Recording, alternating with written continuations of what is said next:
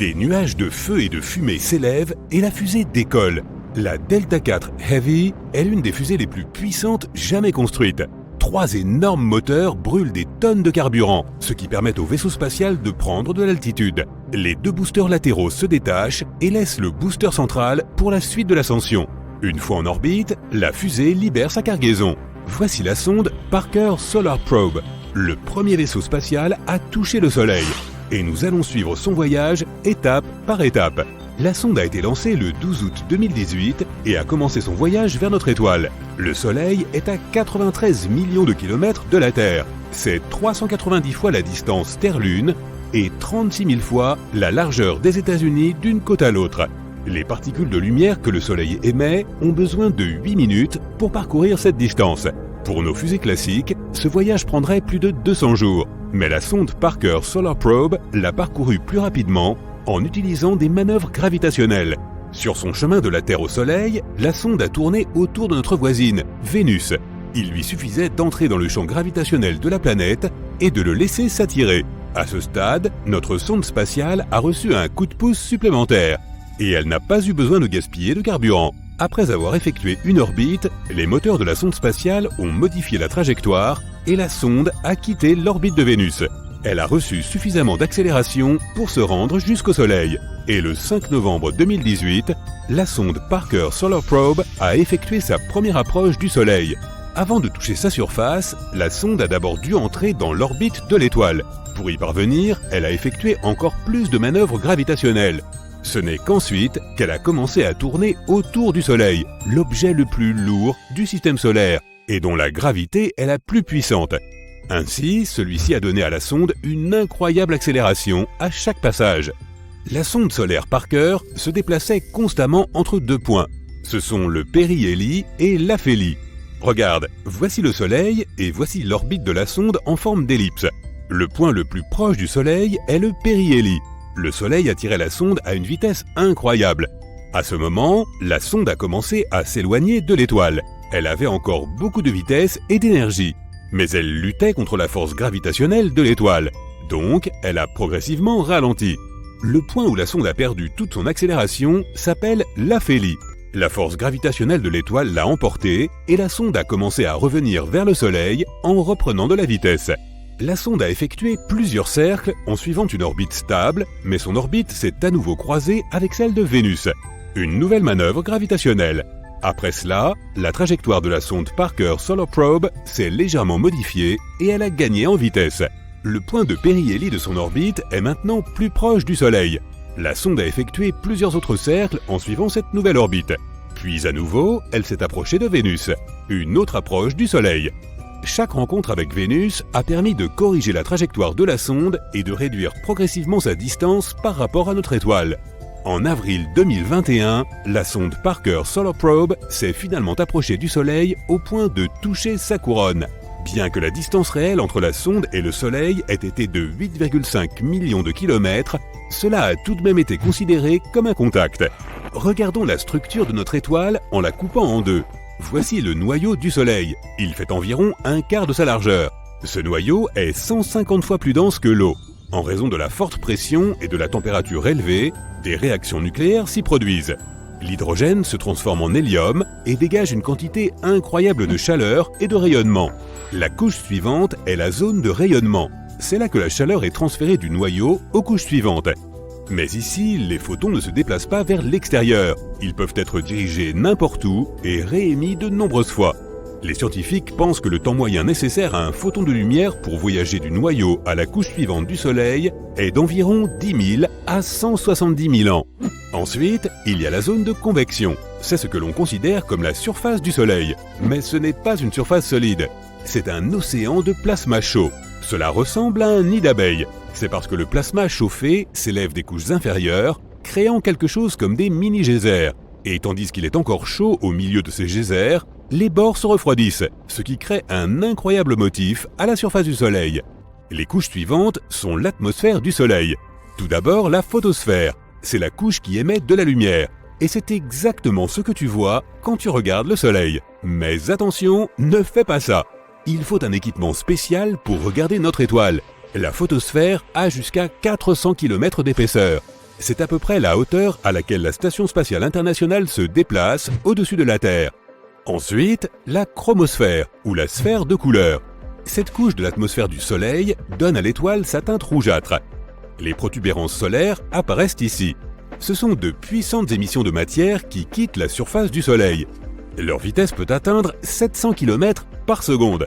À un moment donné, elles sont attrapées par le champ magnétique de l'étoile et ramenées en arrière. Et puis, il y a la couronne, l'enveloppe gazeuse du Soleil. C'est là que se produisent les éjections les plus puissantes. Tu peux voir la couronne pendant les éclipses, lorsque la Lune recouvre le disque solaire. Dans ce cas, tu peux voir une sorte de lueur autour de l'étoile. C'est la couronne. Elle s'étend sur des millions de kilomètres autour du Soleil. Et la sonde Parker Solar Probe a touché précisément cette zone. C'est là que la matière et le rougeoiement solaire sont encore soumis à la gravité de l'étoile et ne s'envolent pas dans l'espace. Et tout ce qui se trouve au-delà de cette zone est le vent solaire. Ce sont les matériaux et les radiations qui parviennent à échapper à la gravité du Soleil et s'envolent vers l'espace. La sonde solaire Parker a surpris les astronomes en fournissant plus d'informations sur cette frontière. Il s'avère qu'il ne s'agit pas d'un mur circulaire parfait comme nous le pensions. La frontière est discontinue et inégale. Elle ressemble plus à une chaîne de montagnes. Ces régions bosselées ont cette forme à cause du flux irrégulier de plasma provenant de la surface du Soleil. Plus ce flux est important et puissant, plus la frontière est éloignée de la surface de l'étoile. Mais les scientifiques ne savent pas encore ce qui cause exactement cette différence. Après avoir effectué le survol du Soleil, la sonde Parker Solar Probe a poursuivi son voyage et a recommencé à s'éloigner de l'étoile. Les chercheurs s'attendent à 4 autres approches en 2022. En août 2023, la sonde effectuera un survol de Vénus. Elle gagnera en vitesse et s'approchera du Soleil à une distance record. Le prochain survol de Vénus aura lieu en 2024. Avec un peu de chance, la sonde Parker Solar Probe sera capable de résister aux températures élevées et aux radiations à proximité du Soleil. Heureusement, les scientifiques ont pris soin de cela. La sonde a un bouclier solaire. Il est fixé sur le côté de la sonde qui fait face à l'étoile. Il a la taille d'une fenêtre de maison et une épaisseur de 10 cm. Il est fait d'un matériau spécial qui peut résister à une température d'environ 1370 degrés Celsius. C'est presque 6 fois plus élevé que la température d'un four de cuisine classique. Le corps de la sonde est fait d'un matériau blanc qui reflète la lumière du Soleil.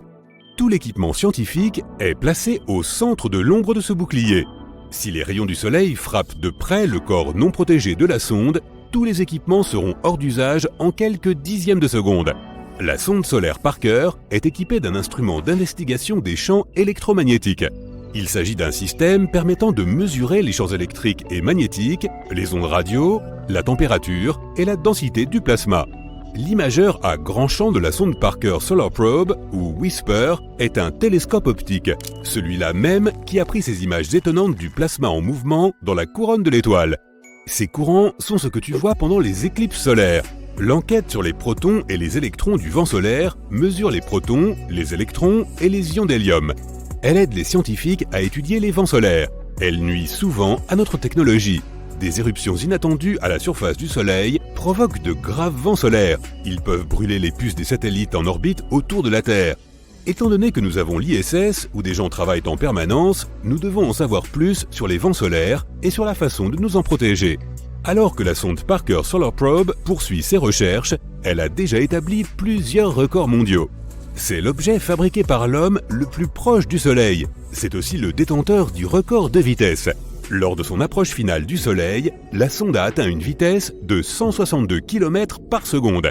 Cela signifie qu'elle pourrait couvrir la distance entre New York et Los Angeles en seulement 24 secondes. Et un voyage autour de la Terre prendrait environ 4 minutes. Un voyage vers la Lune dans un vaisseau spatial de ce type ne prendrait que 40 minutes. En 2025, la sonde Parker Solar Probe s'approchera au plus près du Soleil, atteignant une vitesse d'environ 690 000 km/h. Mais même cette vitesse ne représente que 0,064% de la vitesse de la lumière. Tu penses peut-être que la Terre est massive, mais le Soleil représente près de 99,9% de la masse de tout le système solaire. Le reste de cette masse est constitué par les planètes et leurs satellites, les astéroïdes, les comètes, le gaz et la poussière. Le Soleil se trouve à environ 150 millions de kilomètres de notre planète, mais il nous tient chaud tous les jours. Sa température est d'environ 5500 degrés Celsius, mais l'espace qui l'entoure est toujours froid comme la glace. Pour comprendre cela, il faut faire la distinction entre la chaleur et la température. La chaleur est l'énergie qui se trouve à l'intérieur d'un objet. La température est ce qui nous indique si cet objet est chaud ou froid. Lorsque la chaleur est transférée depuis cet objet, la température augmente. Lorsque l'objet perd de la chaleur, sa température diminue. La chaleur peut être transférée de 3 façons différentes. Le soleil le fait par rayonnement, cela signifie qu'il dégage de la chaleur sous forme de lumière. Ton corps dégage aussi de la chaleur, sous forme d'ondes infrarouges. C'est pourquoi les caméras thermiques peuvent détecter ta présence dans une pièce, même la nuit. Plus l'objet est chaud, plus il dégage de chaleur. La température n'affecte que la matière. Puisque l'espace est principalement du vide, il ne contient pas assez de particules pour que la chaleur puisse être transférée autrement que par rayonnement. Lorsque la chaleur provenant du soleil arrive sur un objet, les atomes commencent à absorber de l'énergie. Mais la chaleur ne peut pas être transférée car il n'y a pas de matière dans l'espace. Ces rares atomes et molécules se trouvant dans l'espace absorberont la chaleur. Et ils resteront simplement ainsi, tandis que le vide froid restera froid. Il y a beaucoup de matière dans l'atmosphère de la Terre. Donc l'énergie du soleil peut s'y transférer facilement. Mais si tu mets un objet hors de l'atmosphère terrestre en plein soleil, il finira par être chauffé à 121 degrés Celsius, car c'est une matière composée d'atomes et de molécules. La température du vide est de moins 270 degrés Celsius. Cela signifie que selon l'endroit où tu te trouves, l'espace peut soit te brûler, soit te geler. Le soleil n'est pas vraiment jaune. Il émet de la lumière sur une large gamme de longueurs d'onde. Nous pouvons déterminer sa température et sa couleur par le pic de son spectre. Par exemple, les étoiles plus froides seront rouges et les étoiles plus chaudes seront bleues. Entre les deux, des étoiles jaunes, oranges et blanches. En ce qui concerne le Soleil, le spectre culmine à une longueur d'onde que nous définissons généralement comme verte. Mais notre œil l'aperçoit différemment. Ainsi, cette nuance de vert, combinée à d'autres longueurs d'onde du spectre, va paraître blanche à l'œil humain. Nous percevons généralement le Soleil comme étant jaune car notre atmosphère diffuse la lumière bleue plus efficacement que la rouge. Pendant le lever et le coucher du Soleil, il y a plus de lumière rouge dans le spectre du Soleil, ce qui nous donne des couleurs chatoyantes. Les taches solaires sont des parties de la surface visible du Soleil qui sont en moyenne beaucoup plus froides que le Soleil lui-même. Elles se superposent à des parties qui ont un champ magnétique accru. Ces parties ne permettent pas la libération de la chaleur vers la surface visible du Soleil. Ainsi, le reste de la surface du Soleil est 3 fois plus lumineux que ces taches solaires. Ce contraste les fait paraître presque noirs. Si nous pouvions séparer une tache solaire du Soleil et la placer quelque part dans le ciel nocturne, elle serait différente, aussi brillante que la Lune lorsque nous la voyons depuis la Terre. Toutes les planètes de notre système solaire tournent dans la même direction, car elles se sont formées à partir d'un seul nuage protoplanétaire, à l'exception d'Uranus et de Vénus. Elles ont probablement subi un fort impact qui les a fait tourner dans la direction opposée. Mais c'est différent avec les galaxies. Elles ne se forment généralement pas à partir du même nuage de poussière et de particules. De plus, elles ne sont pas réparties au hasard dans l'espace. Elles se présentent sous forme de filaments, des brins denses et fins de matière noire et de galaxies, avec des vides entre eux. Les protogalaxies sont reliées par des forces gravitationnelles dans de petites zones de l'espace. Cela est probablement dû à la répartition de la matière noire dans l'univers. La matière dans les filaments se déplace en tire-bouchon et va vers la zone la plus dense. Il pourrait donc y avoir une direction commune dans laquelle les galaxies ont tendance à tourner, mais elle est principalement aléatoire. Il est possible que nous mettions un jour au point un ascenseur lunaire. Oui, un câble ancré à la surface de la Lune. Il s'étendrait sur 400 000 km. Nous ne pourrions pas l'attacher directement à notre planète car la Terre et la Lune sont toutes deux en mouvement. Mais nous pourrions le garder haut dans l'orbite de notre planète. Certains chercheurs pensent que nous pourrions construire un tel ascenseur pour quelques milliards de dollars. La Lune possède des ressources que nous pourrions certainement utiliser. Une forme rare d'hélium trouvée là-bas pourrait être utile dans les centrales à fusion de notre planète. Nous pourrions aussi prendre d'autres éléments rares et les utiliser dans les smartphones et le reste de l'électronique. Ainsi, après environ 53 montées et descentes, l'ascenseur pourrait être amorti. Le câble serait aussi épais qu'un crayon, mais son poids serait d'environ 40 tonnes. Il pourrait même être fabriqué à partir du matériau que nous avons déjà sur Terre, sans avoir besoin d'inventer quoi que ce soit. Il pourrait même s'agir d'une combinaison de 2 ascenseurs. Un vaisseau spatial treuillerait un ascenseur depuis la surface de notre planète jusqu'à une station spatiale. Puis, il serait projeté vers la Lune. Il y aurait un autre ascenseur pour finalement le faire descendre à la surface de la Lune. Les planètes de notre système solaire ont des orbites prévisibles et stables, mais des collisions de géantes gazeuses ont pu se produire à un stade précoce lorsque le système planétaire était encore en formation. En cas de collision frontale, deux géantes gazeuses fusionneraient. Elles ne finiraient pas par perdre leur masse, les matériaux de leurs enveloppes gazeuses ou ceux de leur noyau solide. Une telle collision à une vitesse plus élevée entraînerait la perte de la majeure partie du gaz de l'enveloppe. Et à très haute vitesse, boum, les deux planètes disparaîtraient. Ce serait différent si la collision n'était pas frontale. Si les deux noyaux parvenaient à s'éviter complètement, les géantes gazeuses ne fusionneraient pas, mais elles perdraient une partie de leur masse.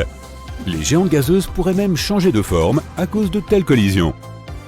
Les astronomes ont découvert qu'il existait une galaxie extrêmement éloignée de nous qui ressemble à notre Voie lactée.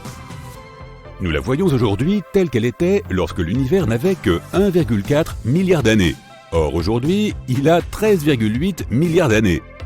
Il a donc fallu plus de 12 milliards d'années pour que la lumière provenant de cette galaxie lointaine atteigne notre planète. Cette galaxie est paisible, stable et étonnamment non chaotique, contrairement à toutes les autres galaxies qui étaient assez turbulentes à leur début. Pour quitter la Voie lactée, nous devrions voyager à environ 25 000 années-lumière du centre de la galaxie ou à 500 années-lumière verticalement. Notre galaxie est un disque d'étoiles qui s'étend sur environ 100 000 années-lumière et a une épaisseur de 1000 années-lumière. Le Soleil, son étoile centrale, est situé à mi-chemin du centre de la galaxie et près du milieu du disque dans le sens vertical. En quittant la galaxie, il faudrait aller plus loin que son bord pour s'éloigner du halo qui entoure la Voie lactée, vieilles étoiles, gaz diffus et amas globulaires. Si tu voulais aller encore plus loin pour voir la Voie lactée dans son intégralité, il te faudrait parcourir 48 000 années-lumière verticalement. À l'heure actuelle, nous n'avons même pas de télescope que nous pourrions envoyer là-bas. Il existe des étoiles centrales qui avalent des planètes. Notre système solaire est stable, contrairement à de nombreux autres systèmes planétaires, donc nous n'avons pas à avoir peur que la Terre ou une autre planète change d'orbite et se dirige vers le Soleil. Mais au moins un quart des autres systèmes planétaires avec des étoiles en orbite similaire à notre Soleil ont un passé plutôt chaotique. Dans certains d'entre eux, des planètes se déplaçaient et leurs migrations imprévisibles peuvent avoir perturbé les trajectoires de certaines autres planètes ou même les avoir poussées hors de leur orbite. Cela signifie que certaines planètes sont probablement tombées dans l'étoile centrale. Lorsque cela se produit, la planète se dissout dans la couche externe de l'étoile, ce qui signifie qu'elle est avalée. Un objet pesant des milliards de fois la masse de notre Soleil devrait être facile à trouver, n'est-ce pas ? Malheureusement, il se peut que ce ne soit pas si simple, et on a même assisté à la disparition d'un trou noir. Partons en voyage jusqu'à l'amas de galaxies Abell 2261, hébergeant en son centre un trou noir supermassif. Du moins, c'est là qu'il est censé se trouver. Mais il s'avère que ce phénomène spatial géant est introuvable. Les trous noirs supermassifs sont des monstres gigantesques qui tournent lentement au centre de leur galaxie d'origine. Ils rassemblent autour d'eux d'énormes nuages de gaz et de poussière, ce qui les fait gonfler, jusqu'à atteindre des tailles inimaginables pour l'esprit humain. Si un trou noir supermassif, comme celui qui se trouve au centre de notre galaxie, la Voie lactée, se rapprochait ne serait-ce qu'un peu de notre système solaire, nous serions condamnés. La distance entre cet objet énorme et la Terre pourrait être de plusieurs dizaines d'années-lumière, et pourtant, il ferait des ravages sur notre planète. La Terre, ainsi que les autres éléments du système solaire, seraient entraînés dans l'orbite du trou noir et condamnés à tourner autour de lui pour l'éternité. Ou plus longtemps. C'est donc une bonne chose que de tels trous noirs restent loin de nous. En tout cas pour l'instant. Voyons donc ce qui s'est passé avec ce trou noir supermassif qui s'est enfui de ce gigantesque amas de galaxies situé à environ 2,7 milliards d'années de notre planète. Les scientifiques l'ont recherché avec l'aide de l'observatoire à rayons X Chandra et du télescope spatial Hubble de la NASA, mais sans aucun résultat jusqu'à présent. Le principal problème pour trouver un trou noir, c'est qu'il est, noir. Et l'espace est, tu l'as deviné, noir aussi. Il n'y a donc aucun contraste qui pourrait aider les astronomes à repérer le trou. Mais ils n'ont pas baissé les bras pour autant. Après tout, ils disposent de nombreuses autres technologies pour trouver les trous noirs, petits et grands, dans l'immensité de l'espace. Certaines de ces méthodes consistent à observer les étoiles en orbite autour des trous noirs. Parfois, c'est un faible signal d'onde gravitationnelle qui se produit lorsque deux trous noirs entrent en collision. Mais la technique la plus fiable consiste à observer les poussières et les gaz qui tombent. Le fait est que les trous noirs sont des objets spatiaux, dotés d'une gravité démentielle. Les régions de l'espace qui les entourent sont donc généralement un peu chaotiques.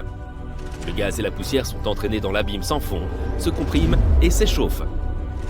Ce faisant, ils libèrent un flot de rayons X.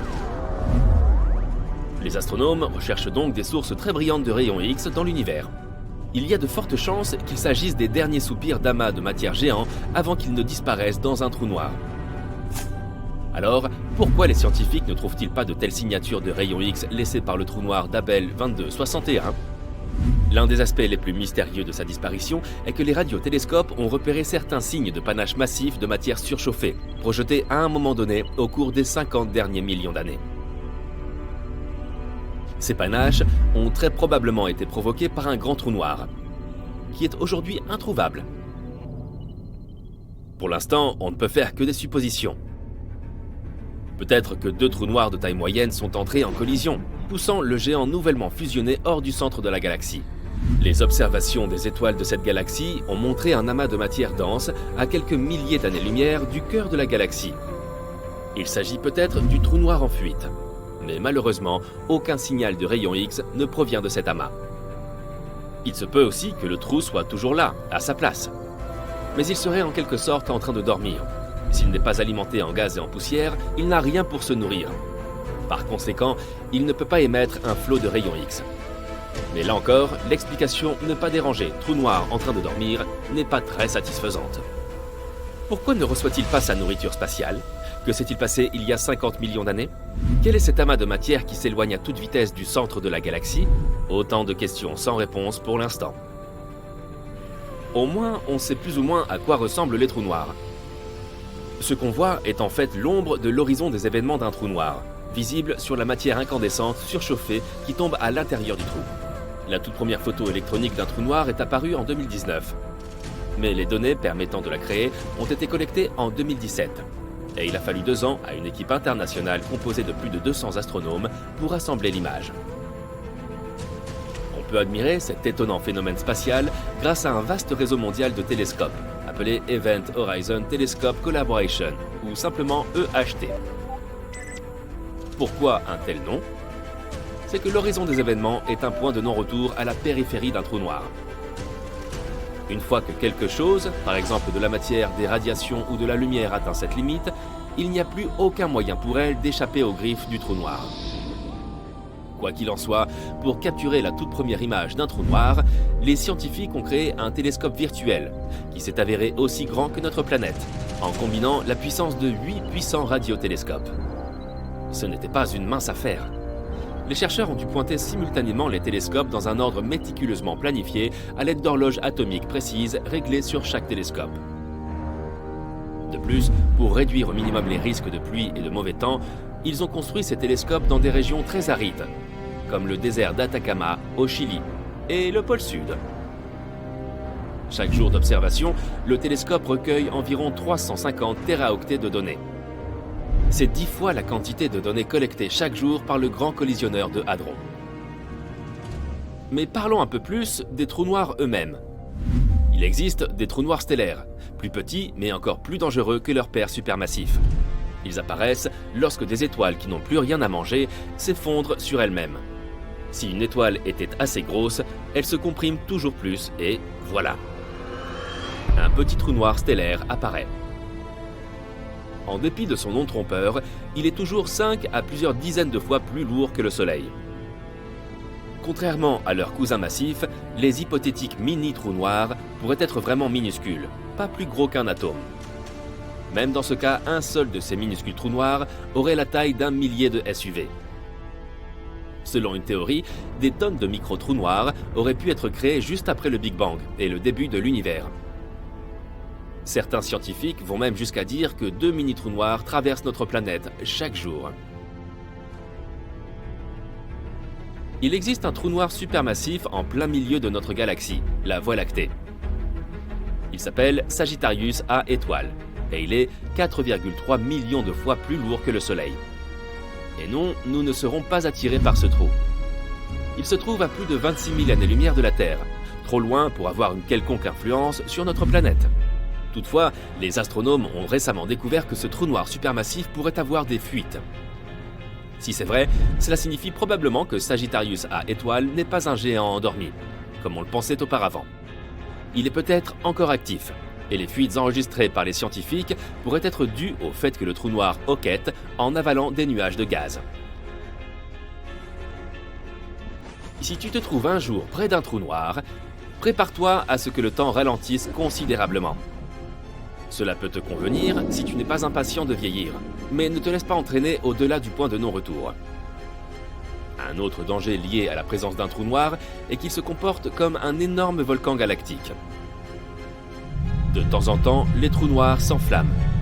Mais au lieu de cracher de la lave, ils produisent d'énormes quantités d'énergie.